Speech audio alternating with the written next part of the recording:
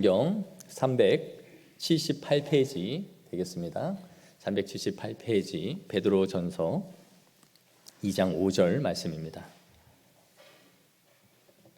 우리 한 목소리로 읽도록 하겠습니다. 시작.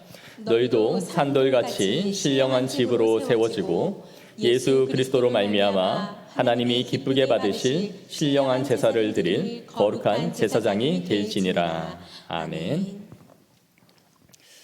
네, 주중에 어버이날이었는데 부모님 잘 찾아뵀습니까? 인사도 드리고 또 가족들과 식사도 하고 그런 시간 보내셨겠죠?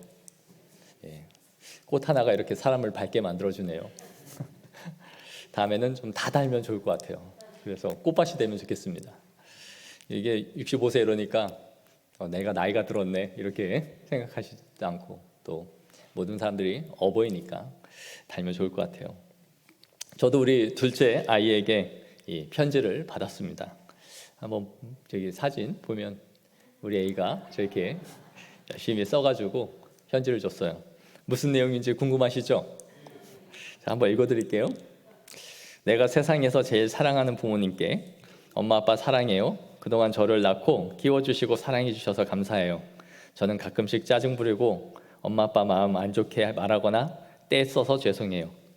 그렇게 말 안 듣고 떼써도 부모님께서는 저를 이해해 주시고 저를 여전히 사랑해 주셔서 감사합니다. 그리고 저도 엄마 아빠께 잘못한 것 아직 마음에 걸려요. 유유. 죄송해요. 저도 엄마 아빠 미워서 그런 거 아니니까 속상해하지 마세요. 그럼 제 마음이 너무 아파요. 흐흐. 그래도 저는 사랑하는 마음은 바뀌지 않아요. 헤헷. 저 이해해 주실 거죠? 저는 분명히 이해해 줄 거라 믿고 있을게요. 사랑해요. 엄마 아빠를 진심으로 사랑하는 예주 드림. 마음이 몽글몽글해지죠? 이제 이런 손편지도 얼마나 더 받을 수 있을지 모르겠습니다. 나이가 들면 현금이 좋죠. 그래도 손편지가 그립지 않습니까? 어릴 때 꾹꾹 눌러 쓴 이 편지는 이제 얼마 안 가면 이제 다 돈으로 퉁치는 때가 오죠. 어느 권사님이 예전 교회에서 그러시더라고요. 어버이날은 한 1년에 한 3-4번 돼야 된대요. 1년에 한 번 그까짓 거 가지고 되겠냐고 그러시는데 제가 속으로 그랬습니다. 자식 잡아 드시겠구나. 명절 2번, 부모님 생신, 어버이날 이것만 해도 4번인데 거의 양가 부모님 하면 8번, 8군데잖아요. 제가 저분 아들로 태어나지 않은 게 천만다행이다 이런 생각이 들었습니다. 정말 자식된 입장에서 저도 부모가 되겠지만 참 힘들죠. 이 40-50대가 그 가장 힘든 시기라 그래요. 양가 부모님을 모시고 또 자녀들도 한참 키워야 될 때고 그래서 자신도 기반을 잡지 못한 상태에서 부모님과 아이들을 키워나가는 때에 가장 마음의 여유가 없는 시기다라고 합니다. 저도 그 중에 한 사람으로서 충분히 이해가 되고 공감이 돼요. 그럼에도 섬길 수 있는 부모님이 있다라는 것을 감사하며 또 살면 좋겠습니다. 또 부모님들은 이 자녀들에게 받으면서 비교하지 말고 받으면 좋겠어요. 어느 자녀는 해외 여행을 보내준다던데 네 집 자식은 차를 뽑아줬다던데 그렇게 말을 하면 자녀들은 어느 집은 자녀 시집 장가 갈 때 집을 사줬다던데 이렇게 공격받는 거예요. 그러니까 서로 피차 비교하지 말고 내 자녀가 내 부모가 나에게 가장 좋은 것을 주었다라고 생각하고 서로 애틋한 마음과 사랑을 갖고 대했으면 좋겠습니다. 잘해주지 못했지만 잘 자라줘서 고맙고 또 자식된 도리로서 더 많이 섬겨드리지 못해서 항상 죄송하다 이런 마음이 양쪽에 있으면 항상 좋은 것 같아요. 애틋하고 서로 사랑하는 마음이 가득한 가정이 되면 좋겠습니다. 5월이 가정의 달이라고 하지만 이런 날이 유독 힘든 분들이 계실 것 같아요. 고향에 가지 못하거나 혹은 가족들을 만날 수 없는 상황이거나 또 어떤 이유에서건 가정이 또 불화하여 이렇게 대면하지 못하는 그런 분들에게는 이 5월이 어떻게 보면 또 잔인한 달일 수 있겠다 그런 생각이 들어요. 가족들이 더 많이 모일수록 그런 분들의 마음은 더 또 서글퍼지기도 할 것입니다. 그러나 이곳에 있는 우리 영적인 가족들이 있잖아요. 피도 다르고 서로 피도 섞이지 않았지만 그리스도의 보혈의 피로 하나 된 영적인 가족이 있습니다. 이 안에서 더 많이 누리고 사랑과 위로를 받기를 소망합니다. 가족하면 애틋하고 또 그립고 참 보고 싶은 존재죠. 아무리 어려운 상황이 있어도 가족 때문에 이겨내는 경우가 참 많아요. 내 자녀, 내 가족을 지키기 위해서 그 절망 가운데서도 꿋꿋이 버텨나가는 것이 대부분의 사람들입니다. 그러나 또 한편으로는 가족이 이렇게 힘이 되면서도 어떤 때는 때론 없는 것만 못하다 하는 생각이 드는 것도 가족이에요. 그래서 우리 마음 한켠을 참 시리게 만들고 괴롭게 만드는 것도 가족입니다. 그래서 왼수 같은 자식이란 말도 하고 그것이 인생사인 것 같아요. 저도 목회자 가정에서 자랐지만 저의 유소년 시절을 이렇게 생각해 보면 행복하고 즐거웠다라는 기억은 그렇게 많지 않은 것 같아요. 저는 초등학교 때 전학을 3번이나 다녔어요. 1학년 때 한 번, 2학년 때 한 번, 3학년 때 한 번. 그러니까 가장 적응을 해야 될 시기에 전학을 그렇게 다니다 보니까 자연스럽게 아예 친구를 사귀는 것도 어렵고 또 마음이 적응하고 안정적이지 못했던 것 같아요. 또 어릴 때 저의 지난 어릴 때를 생각해 보면 부모님과 함께 이렇게 외식을 간다거나 손을 잡고 가족들과 함께 여행을 간 기억이 거의 없어요. 거의가 아니라 제가 아무리 되짚어봐도 한 번 있을까 말까. 외식한 기억이 딱 한 번 있고 가족이 여행을 간 기억은 단 한 번도 없어요.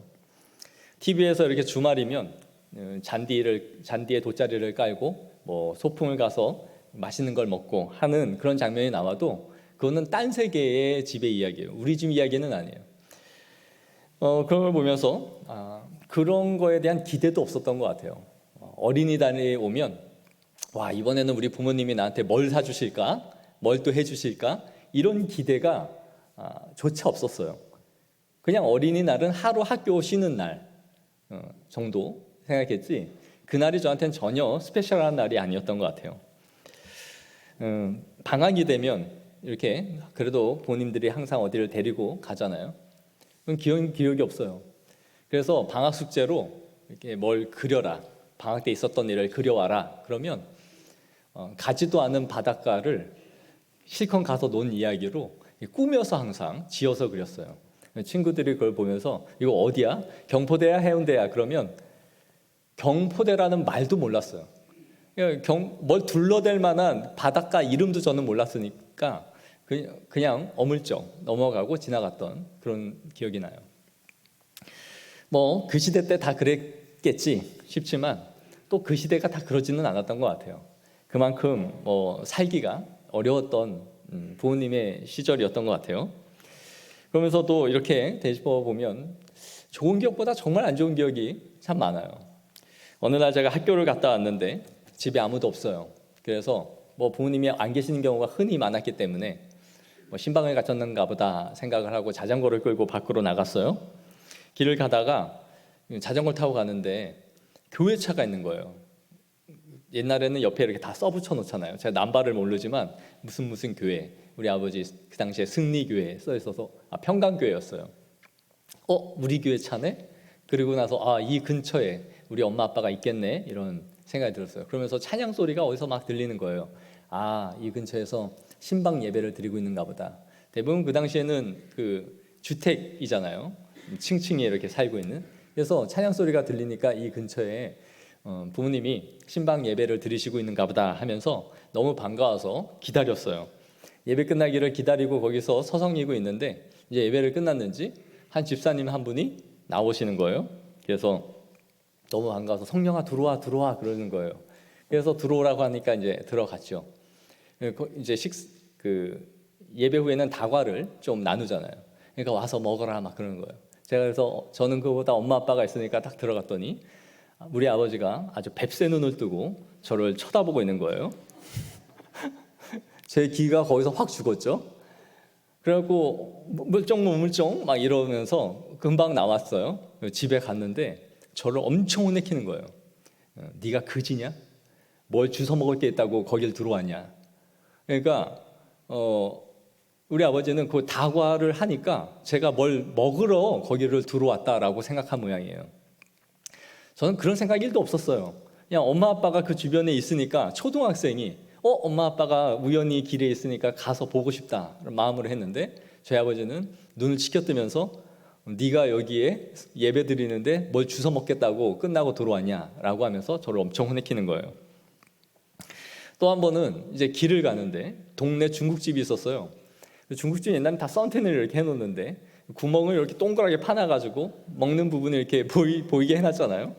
지나가는데 거기 아버지랑 아는 목사님이 짜장면을 드시고 있는 게 보이는 거예요. 아버지가 눈이 마주쳐서 너무 좋아가지고 또 들어갔어요. 그랬더니 또 그 뱁새 눈을 뜨고 저를 쳐다보시는 거예요. 딱 그거죠. 네가 그지냐? 와서 봤으면 그냥 갈 것이지 여길 왜 들어와? 뭐 짜장면 먹겠다고? 약간 이런 표정이었어요. 그런데 이제 목사님은 성령이 왔냐? 밥 먹었냐? 물으셔서 아니라고, 밥 먹었다고 그러고 나왔어요. 제 마음에 어떤 마음이 생겼을까요? 굉장히 서운한 마음이 쌓이겠죠. 그지가 아닌 나를 그지로 보라? 물론 많이 사 먹이지도 않았어요. 그랬는데 그런 상황에서 이런 기억들이 저한테는 계속 쌓이는 거죠. 그러니까 그 시대의 부모님은 어떤 그 체면, 내가 나타남으로 인해서 반가운 게 아니라 당신의 체면이 더 중요했던 것 같아요.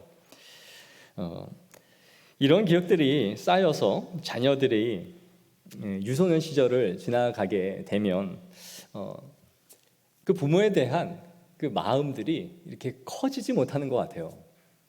왜냐하면 아이는 어릴 때 인격이 형성되지 못한 때잖아요. 그리고 내 세계가 넓지가 않아요. 내가 친구나 사회나 직장 동료나 이렇게 퍼져나가 있는 세계를 많은 경험이 없기 때문에 부모가 자신의 모든 세계의 전부예요. 부모가 나에게 주는 관심과 사랑이 그 아이가 받는 세계의 전체인 거죠. 근데 나의 전부인 그 부모에게 이런 대우를 받으면 마음이 많이 섭섭해지는 거죠. 그렇다고 저희 부모님을 너무 못되게 생각하지 마세요. 6.25를 지나시고 월남을 파병해서 싸운 용사였으니 그가 얼마나 강하게 컸겠습니까? 그 시대의 부모가 갖고 있는 그 안타까움을 그냥 시대가 낳은 산물이겠죠. 그런 부모님이 우리 애들 가면 죽고 못 살아요. 쭉쭉 빨고 못 보면 그리워하고, 제가 우리 교회 와서 명절 외에 한 번밖에 더 못 찾아뵀는데 어버이날 그렇게 보고 싶어 하세요. 우리 어머니가 아버지한테 항상 그러죠. 쟤네들한테 한 거 반만 했어도 당신을 업고 다녔을 거다. 그렇습니다. 여러분들도 아마 자신에게 있는 그 어릴 적 기억에 썰을 풀면 꽤 많잖아요. 이따가 식사하시고 차 마시면서 서로 나눠보세요. 내 부모님이 나한테 따뜻하고 좋은 기억들도 참 많이 있겠지만 아마 썰을 풀면 자식의 입장에서 서운하고 아쉬운 부분들이 참 많이 있을 것 같아요. 우리 시대 때 정말 좋은 분 밑에서 성장하면서 사랑을 많이 받았다라는 분 많지 않을 것 같다라는 생각이 듭니다. 이렇게 부족하고 그 연약한 사람들이 가정을 이루고 자녀를 낳아서 배워가는 거예요. 그래서 실수가 많죠. 우리가 다 아는 것처럼 자식으로 살아가는 것도 처음이고 부모로 살아가는 것도 처음이잖아요. 그래서 20년을 다 키우고 나면 그때 왜 그랬을까 이런 게 참 많죠. 다시 하면 그렇게 안 했을 텐데. 그게 인생이에요. 2번 반복할 수 없고 다 처음 사는 인생이기 때문에 그것을 반복하면서 살아가는 것이 인간의 어쩔 수 없는 연약함인 것이죠. 그런데 우리가 이런 기억들을 가지고 부모가 되어서 이제 나는 부모니까 살면 내가 가졌던 그런 상처나 아픔들을 다시 반복하지 않고 잘 살 수 있을까요? 그렇지 않아요. 그러지 말아야지 그런 것들이 있어도 인간은 그렇지 않아요. 부모가 제대로 본을 보여주고 그랬다 할지라도 그대로 살아가지 못하는 것이 우리예요. 왜냐하면 우리는 좋지 않은 것을 알아도 그것을 답습해요. 내 아버지가 술을 마시고 그렇게 행패를 부리는 것을 보고 자랐는데 싫다 하면서도 그 자녀가 술꾼이 돼버려요. 술고래가 똑같이 돼버려요. 또 아버지가 그렇게 도박과 주식으로 집을 날리고 가정을 다 풍비박산 만들었는데 그 자녀가 절대 하지 않느냐? 그렇지 않고 또 그것을 반복하며 살아가는 것이 인생인 거예요. 또 다른 삶의 극단으로 나아가죠. 부모님이 내가 크면서 갖고 싶은 것 한 번도 사준 적이 없어 라는 마음을 갖고 크면 어떻게 해요? 내 자식한테는 절대로 이런 마음으로 크지 않겠다 하면서 애가 사달라고 하는 걸 무자비로 그냥 다 사줘버려요. 또 부모님이 나를 너무 방치하고 신경 쓰지 않았다라고 생각하면 아이에 대한 지나친 관심과 사랑을 쏟아부어요. 그래서 아이의 자율권이 없어지고 엄격하게 오히려 아이를 키워서 내가 사사건건 아이를 손을 대고 모든 결정을 자신이 하는 그런 부모가 되어버려요. 즉 인간은 싫다 하면서도 그것을 따라가는 존재이고 그것이 좋다 싫다 하면 극단으로 가버려서 그 사랑을 왜곡시켜버리는 것이 인간의 연약함이에요. 우리에게 다시 삶이 주어지면 그렇게 살지 않겠지 해도 그렇지 않아요. 인간의 죄성으로 인해서 인간은 그것을 또 반복하고 또 넘어지는 것이 우리의 모습인 것이죠. 정말 이 시대는 그 어느 때보다도 심각하게 이 가정이 위협을 받고 있는 때예요. 이런 시대에 우리는 그 어느 때보다 성경적인 가정관이 무엇인지 또 성경적인 부부관이 무엇인지를 정립해야 될 그런 시기에 처해 있습니다. 가정의 달을 맞아 하나님이 은혜를 주시는 대로 이러한 부분을 우리가 말씀 안에서 좀 나눌 수 있으면 좋겠습니다. 여러분, 사람들이 살아가면서 여러 기관과 제도들을 만들었죠. 그것이 편의에 의해서 만들기도 하고 또 필요에 의해서 만들기도 했어요. 그런데 하나님이 만드시고 하나님이 주신 기관이 있습니다.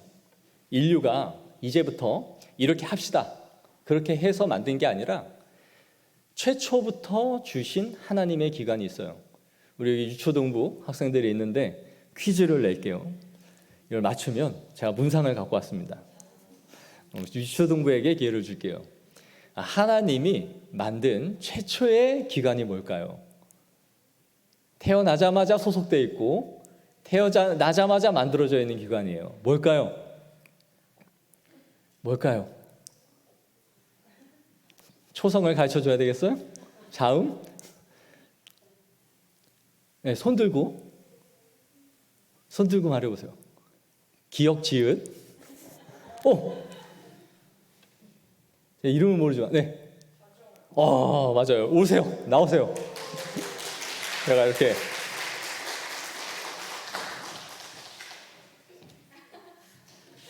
축하해요.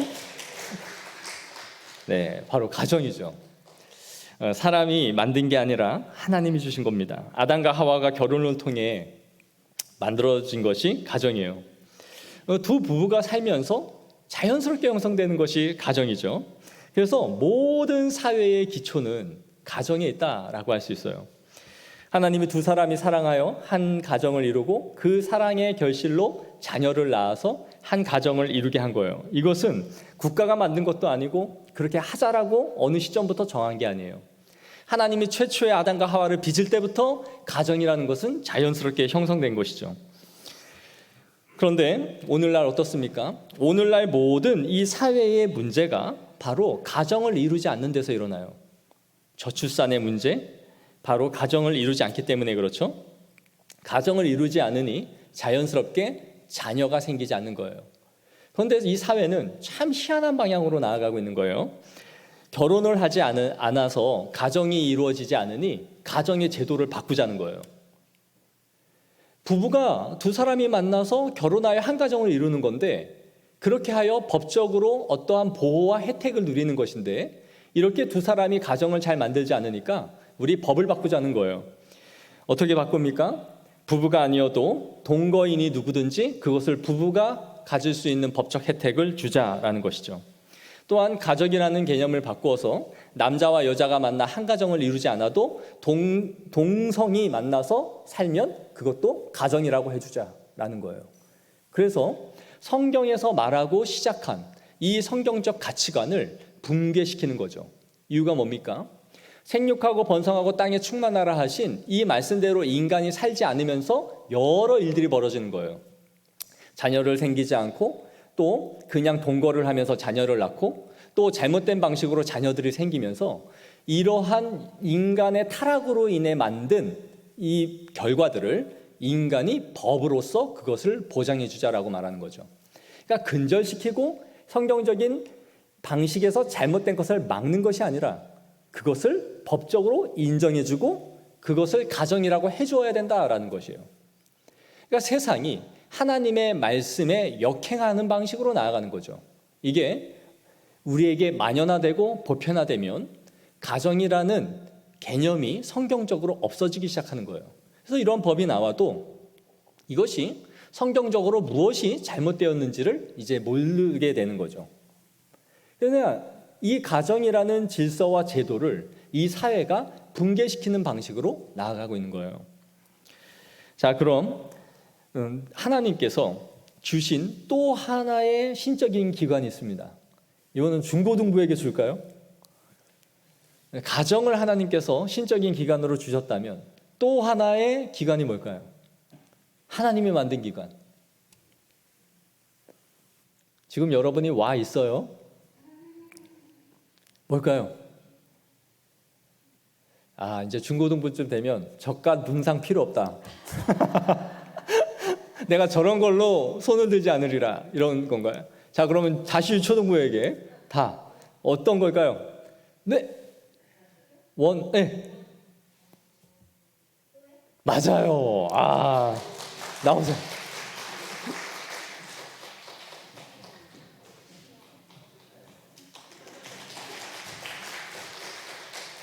자, 이렇게 하나님이 교회라는 것, 가정과 교회를 신적인 기관으로 하나님이 직접 만드신 거예요. 하나님이 만드셨을 때 가정은 곧 교회였습니다. 교회가 곧 가정이에요. 이 분리되지 않았죠. 그래서 신약 시대에 교회가 만들어질 때도 우리처럼 십자가를 걸고 건물을 만든 게 아니라 가정교회에서 시작을 했어요. 한 사람이 자신의 가정을 오픈해서 이곳에 모여서 예배를 드립시다 하면 그곳이 바로 교회가 된 거죠. 그래서 교회는 최초의 가정교회에서 시작을 한 거예요. 구약시대를 보면 어떻게 됩니까? 가정이 곧 교회고 교회가 가정이었다면 아버지는 뭐였을까요? 아버지가 했던 중요한 역할이 뭐예요? 제사장의 역할을 한 거예요. 예배를 하나님 앞에 제사를 집례하는 사람이 바로 아버지였던 것이죠. 구약의 족장들은 가정에서 이 제사를 주관하는 역할을 했던 거예요. 가인과 아벨이 최초의 제사를 지냈는데 그 제사를 누구에게 배웠을까요? 자신의 아버지 아담에게서 배웠을 거예요. 그리고 그의 첫 소산을 하나님 앞에 드림으로써 이 제사를 주관하는 법을 배웠던 것이죠. 노아가 홍수 후에 방주에서 나와 제일 먼저 한 게 뭐예요? 제사를 드리는 거예요. 이 아버지의 역할이 철저한 제사장의 역할을 했던 거예요.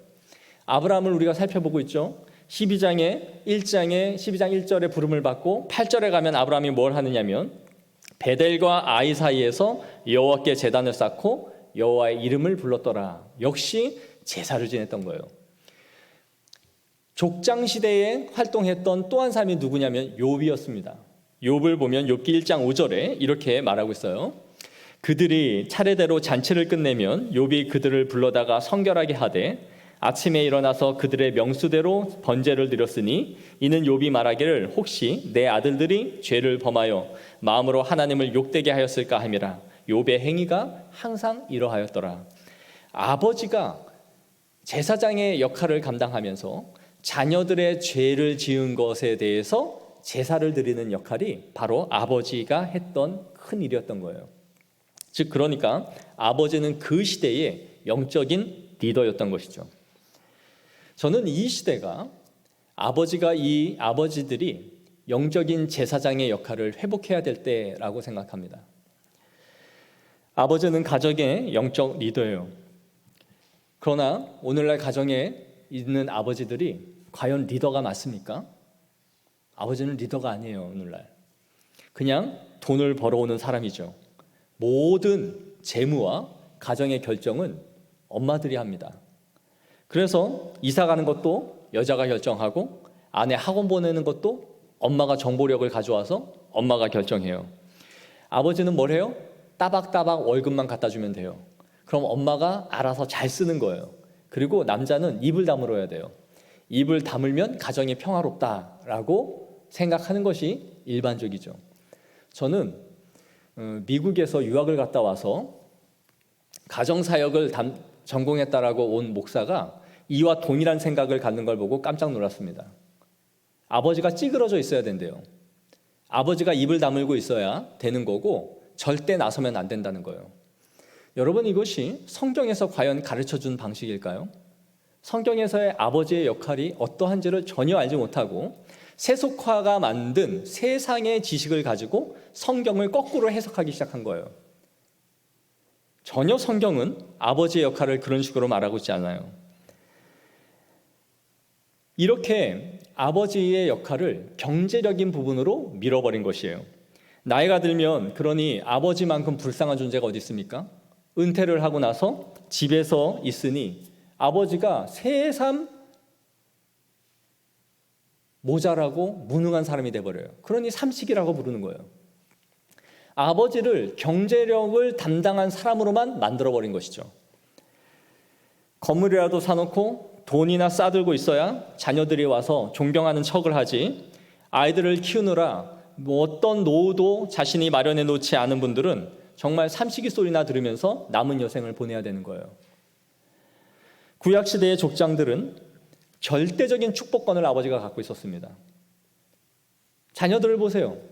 아버지가 유언처럼 남기는 그 축복을 받기 위해서 서로 경쟁하듯 아버지를 섬겨요. 야곱이 그렇게 12아들을 축복했고 성경에 나오는 모든 인물들이 그러한 축복권을 갖고 있었어요. 그래서 자녀들에게 그렇게 축복을 해주면 그것이 예언과 같이 하나님이 성취시켰던 것이 아버지의 역할이에요. 아버지는 가정에 축복권을 갖고 있는 사람들이에요. 그 제사장의 역할을 했던 것이 아버지란 말이에요. 그런데 아버지들이 스스로 이것을 포기해버렸어요.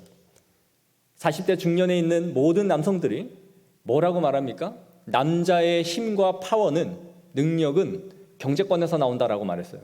설문조사를 했는데 스스로가 자신을 그렇게 인정했어요. 나의 힘과 가정의 모든 권위가 경제력에 나온다는 거예요. 그럼 만약에 아버지가 은퇴를 하고 쌓아둔 돈이 없다면 그 아버지의 역할은 어떻게 되는 걸까요? 그러니 무시할 수밖에 없죠. 경제력을 잃은 아버지를 존경할 이유가 없는 거예요.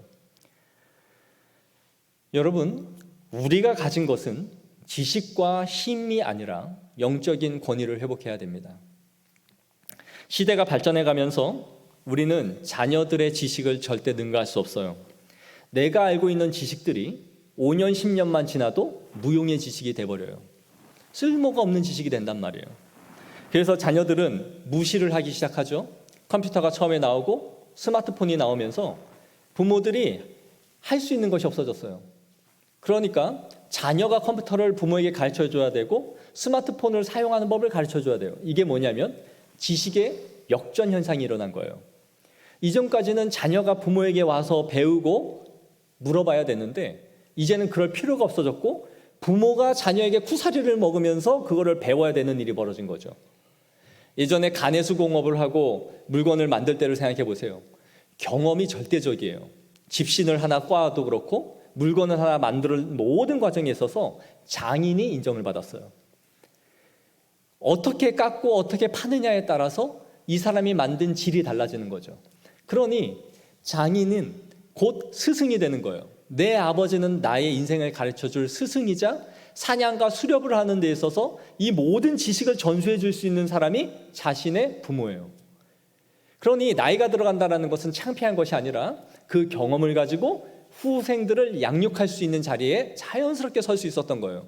그러나 이제는 지식의 역전 현상이 일어나면서 자녀에게 모든 걸 배워야 되는 일이 벌어진 거죠. 지식을 따라잡질 못하는 거예요. 그러면서 부모의 권위가 점점 떨어지기 시작한 거예요. 이런 말을 하면서도 저는 집에 가기가 싫은 이유 중에 하나가 이 스마트폰을 가르쳐주는 것 때문입니다. 가면 맨날 뭘 물어요. 뭐 사진을 어떻게 보내냐, 이게 왜 안 되냐, 유튜브가 느려졌다. 정말 피곤합니다. 그런데 어쨌든 이러한 현상이 생겨버린 거죠. 그러나 이렇게 지식은 사라지고 모든 것이 자녀에게 우리의 모든 것이 종속되어져 가지만 아버지들이 갖고 있는 부모님의 영적인 권위와 가정의 머리됨은 절대로 없어지는 것이 아니에요. 그것은 하나님이 주신 특권이자 권위이기 때문인 것이죠. 아버지는 자녀에 대한 축복권을 갖고 있습니다. 그리고 자녀는 그 축복권을 사모해야 됩니다. 목회자가 여러분에게 안수를 하여 복을 빌어주지만 그것은 목회자만이 할 수 있는 특권이겠죠. 그러나 아버지는 자녀에게 유일하게 안수를 할 수 있는 사람이에요. 남의 자녀의 머리에 손을 얹을 수는 없지만 아버지는 내 자녀의 머리에 손을 얹어 축복할 수 있는 축복권을 갖고 있는 것이 아버지입니다. 이것이 영적인 제사장이에요. 이것을 우리 스스로가 포기해버린 것이죠. 아버지들은 이 가정의 제사장의 역할을 회복해야 됩니다. 여러분의 가치는 절대로 경제력에 있지 않아요. 우리의 자녀들의 신앙 안에서 자라고 있다면 그 자녀들은 아버지를 경제력으로 평가하지 않을 겁니다. 금수저니 은수저니 흙수저니 하면서 자신의 부모를 평가절하하거나 아버지 스스로 자신을 그런 위치에 두지도 않을 것이며 내가 그런 부모를 두지 않았다는 것에 의해서 자신의 인생을 비관하지도 않을 거예요. 이게 다 뭡니까? 이 사회가 그렇게 아버지와 자기 스스로를 몰아버린 거예요. 모든 부모의 힘과 가치를 경제력에 있다라고 규정한 이 사회와 자기 스스로가 그렇게 만든 것이죠. 사랑하는 성도 여러분, 여러분은 결코 경제력에 의해서 평가받지 않습니다. 하나님이 여러분에게 주신 것은 영적인 권위예요. 그 영적인 권위로 자녀에게 말을 하는 것이고 그 자녀에게 축복할 수 있는 사람들이 바로 부모입니다. 저는 우리 아이에게 가끔 이거 사줄까? 뭐 사줄까? 라고 물으면 아이들이 가끔 이렇게 말해요. 아빠 이거 너무 비싼 거 아니에요? 엄마 이거 너무 비싸서 사주기 힘든 거 아니에요? 라고 물어요. 이런 말을 자녀에게 말하면 요즘 부모들은 깜짝 놀라요. 너는 그런 거 신경 쓰지 마. 왜 그런 거 말해? 돈은 다 부모가 하는 건데 너는 그냥 필요한 거 있으면 말만 해. 가고 싶은 거 있으면 말하고 하고 싶은 거 있으면 말만 해. 왜 네가 돈 같은 거 신경 써? 요즘 부모들이 다 이렇게 반응을 하죠. 저는 한 번도 그렇게 반응한 적이 없어요. 아이가 부모의 경제력을 아는 것은 절대 잘못이 아니에요. 아이가 이해할 수 있고 소통할 수 있고 대화할 수 있다면 아이에게 그것을 충분히 말해줄 수 있어요. 이것은 우리의 형편상 하기가 매우 어려운 거야. 이 돈의 가치는 이 정도의 가치를 갖고 있는 거야. 그런데 이것을 쉽게 그렇게 살 수 있는 게 아니야. 나중에 모아서 해야 돼. 기다려야 돼. 이런 거는 충분히 해줄 수 있어. 그런 거 네가 염려하지 않아도 돼. 여러분, 아이가 부모의 경제력을 알고 그것을 마음으로 공감하는 것은 필요한 것이에요. 예전에 안녕하세요라는 프로를 보는데 한 청년이 고민이 있어서 거기에 사연을 써서 보냈어요. 이유가 뭐였냐면 아버지가 자신에게 어떤 훈계도 자신의 인생에 대해서 조언도 하지 않는다라는 거예요. 그냥 그 아이가 하고 싶은 대로 다 내버려 둔다라는 거예요.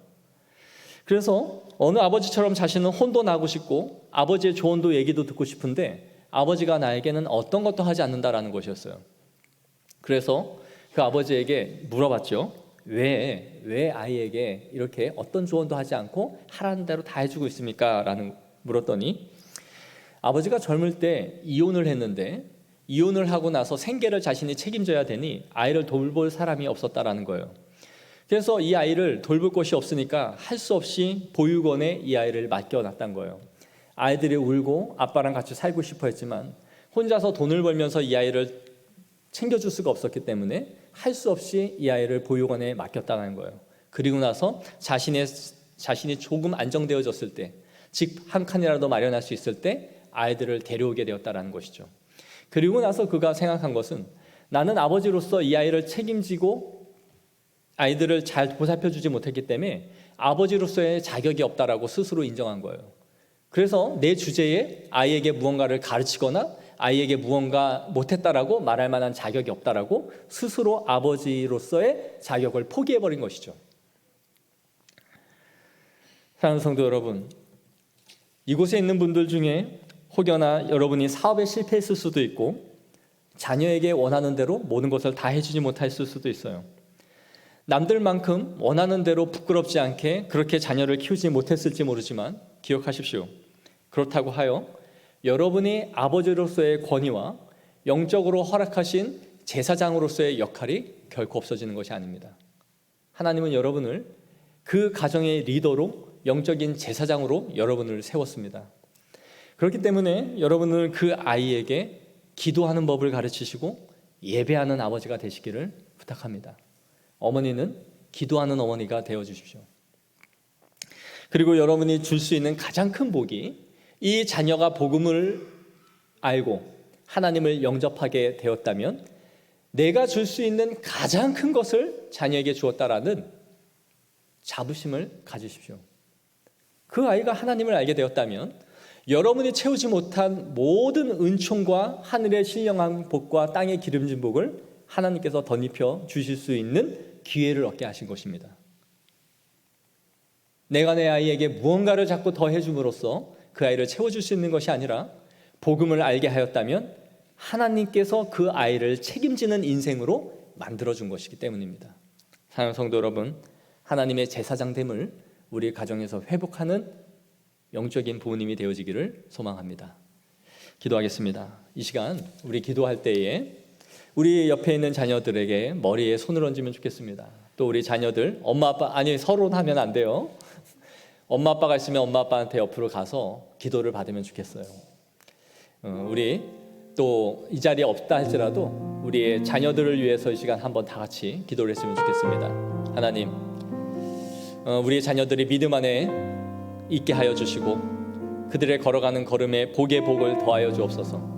내가 그동안 놓쳐버렸던 영적인 제사장의 역할을 다시 회복할 수 있기를 원합니다. 내 아이의 머리에 손을 얹어 날마다 기도하는 부모가 되게 하여 주시고 예배하는 법을 가르치는 제사장이 되게 하여 달라고 우리 다 같이 기도하겠습니다. 하나님 아버지, 우리에게 주신 큰 영적인 특권이 있습니다. 그것은 이 가정의 부모로서 영적인 제사장의 자리에 서 있는 것인 줄로 믿습니다. 하나님께서 우리의 가정이 그러한 믿음의 가정이 될 수 있게 하여 주옵소서.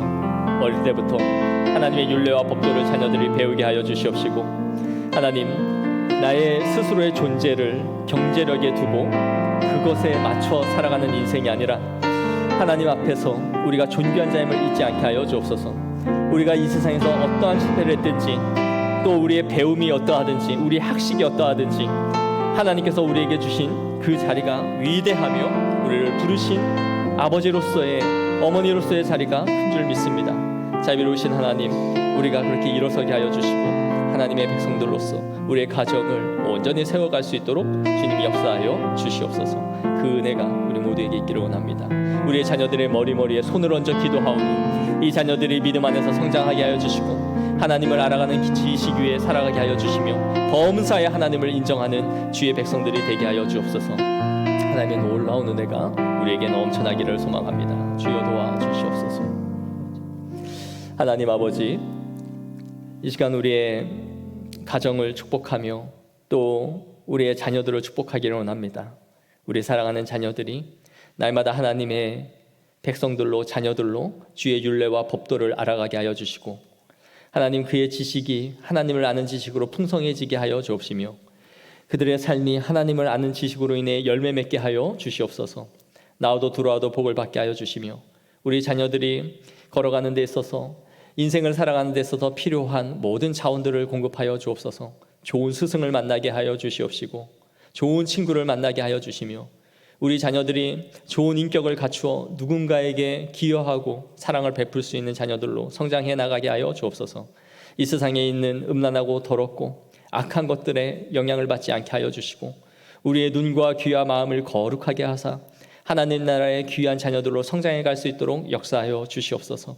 또한 우리 아버지들에게 은혜와 힘을 주시고 하나님 우리에게 주신 영적인 특권과 제사장의 역할을 회복해 나가게 하여 주옵시며, 자녀들은 그 아버지를 존경하며 아버지의 복을 받기 위하여 그 축복을 고대하며 또 하나님 앞에 온전한 삶을 살아갈 수 있도록 은혜를 베풀어 주시옵소서. 또한 엄마로서 자녀들을 위해 기도하며 우리의 가정이 믿음의 가정으로 하나 되어질 수 있도록 하나님이 역사하여 주시옵소서. 자비로우신 하나님, 우리의 각 가정마다 믿음의 가정이 되게 하여 주시옵시고, 하나님 노년의 삶 가운데 또 우리가 살아가는 모든 삶 가운데 자녀들의 잘됨을 보며 기뻐할 수 있는 그런 많은 시간들을 누리게 하여 주시옵소서. 각 가정마다 믿음의 가정이 되어져서 하나님을 영화롭게 하며 주일이면 모두 한 자리에 앉아 예배 자리에 나올 수 있도록 하나님 그러한